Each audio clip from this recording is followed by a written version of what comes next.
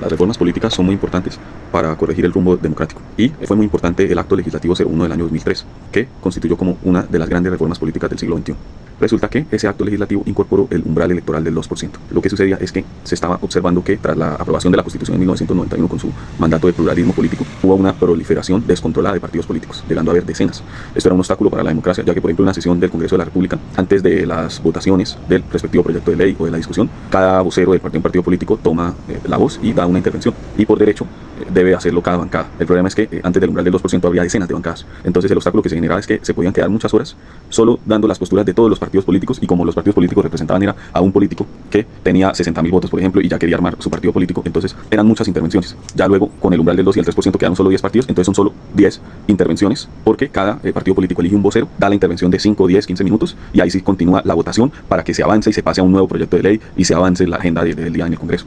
Entonces, ¿cómo lo hizo? El umbral electoral del 2% sobre todos los votos válidos. Para el año 2006, que entró en vigencia el Acto Legislativo 01 de 2003, en esas elecciones de Congreso en marzo, empezó el umbral del 2%, que se ubicó en aproximadamente 200.000 votos. Entonces, las colectividades políticas que no alcanzaron esos 200.000 votos se liquidaron, perdieron su personería jurídica, u otras que intentaban ganarlo, no alcanzaron el umbral electoral, entonces no obtuvieron personería jurídica y se liquidaron esos partidos políticos, quedaron unos pocos. Con ello se promueven más las instituciones políticas, se combate la dispersión política. Y luego vino el umbral del 3% mediante otro hito de las reformas políticas del siglo XXI, Acto Legislativo 01 del 2009, que entró en vigencia para las elecciones legislativas de 2014. Y como resultado, el umbral electoral para las elecciones de 2010 se ubicó en aproximadamente 300.000 votos, en 2014 se ubicó en aproximadamente 350.000 votos, en 2018 se ubicó aproximadamente en 480.000 votos. Hay un salto muy claro de 130.000 votos, y es por las consultas presidenciales que hicieron de un lado Iván Duque, Marta Lucía Ramírez Ordóñez, él es procurador, y de otro lado Gustavo Petro y Carlos Caicedo. Estas personas hicieron consultas tanto de derecha como de izquierda respectivamente, que llevaron a las urnas por el escenario de polarización mucha más gente a votar por esas consultas, y a su vez se encontraban con el tarjetón de Senado y Cámara, votaban, contaba el voto válido y por ende subía el umbral electoral y se disparó de 350.000 en 2014 a 480.000.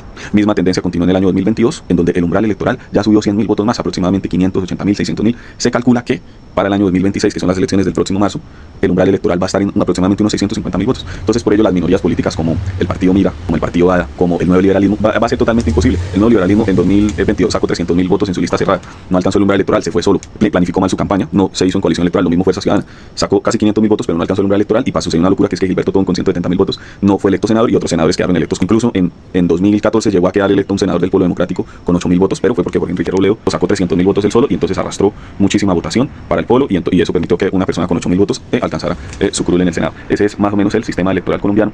Hoy las minorías políticas ya no, pues ya ninguna tiene 700.000 votos para alcanzar el umbral electoral, solo lo tiene el Pacto Histórico del Centro Democrático y de pronto liberal y conservador, Cambio Radical, pero se cree que en el escenario de polarización, en esta elección va a haber mucha votación por el Pacto Histórico, por el Centro Democrático, y se van a quedar mucho Cambio Radical, liberal y conservador, van a bajar, y las minorías políticas como el partido Mira, como el nuevo liberalismo, van a irse en coalición. Algunos, que es partido Mira, nuevo liberalismo, partido ADA, Indignidad, por ahí, van a irse en coalición electoral, y si la coalición alcanza el umbral electoral, entonces los partidos políticos que la integran también lo van a alcanzar, van a conservar su personalidad jurídica, que de acuerdo con la ley de partidos, entre otras leyes, implica financiamiento estatal para el partido político y el derecho a presentar listas a cargos de elección popular, como Consejo Municipal, Asamblea Departamental, Senado de la República, Cámara de Representantes, sin necesidad de presentar firmas ante la registraduría, sino que ya tienen ese derecho a tener su personalidad jurídica, y solo es ir a la registraduría, presentar su lista de 19 candidatos, en el caso del Consejo de Bucaramanga, si es posible, y ahí ya va a poder acceder a este derecho y puede participar en política, entre otros beneficios. Un cordial saludo para todos ustedes. Mi nombre es Jorge Humberto Alonso Rodríguez. Soy estudiante del programa de Ciencias Políticas de nuestra Universidad Nacional Abierta y a Distancia UNAD. En este video complementaré la explicación muy acertada por ciento de mi compañero, profundizando en la relevancia, importancia y necesidad de las diferentes reformas políticas y marcos normativos en Colombia.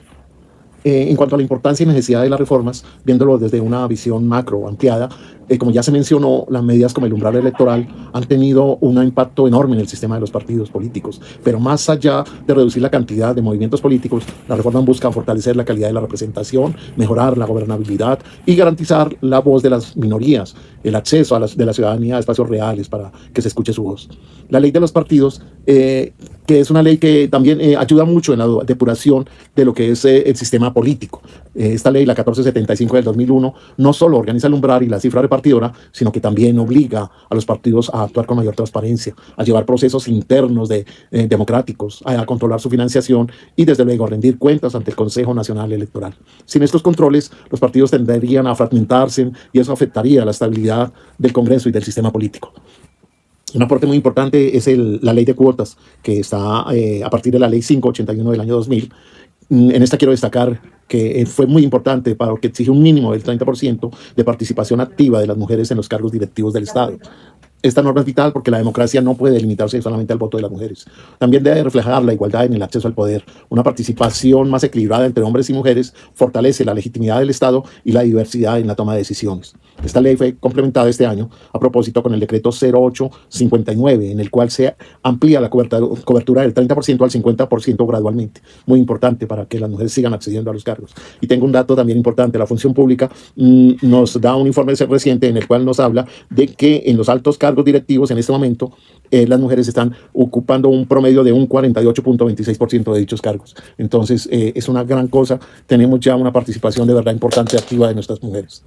Cambiando a la ley de oposición, la ley de oposición que está reglamentada en la ley 1909 del 2018, garantiza que las voces críticas al gobierno tengan herramientas reales para ejercer dicha oposición, porque antes se enfrentaban riesgos y silenciamientos y además eran excluidos. Gracias a esta ley la democracia colombiana es más equilibrada, más transparente. Esto es fundamental en un país donde históricamente la oposición ha enfrentado siempre riesgos.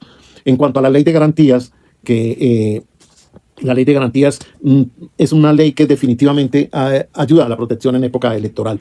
Es esencial porque limita la contratación pública y las acciones del gobierno durante los periodos de campaña.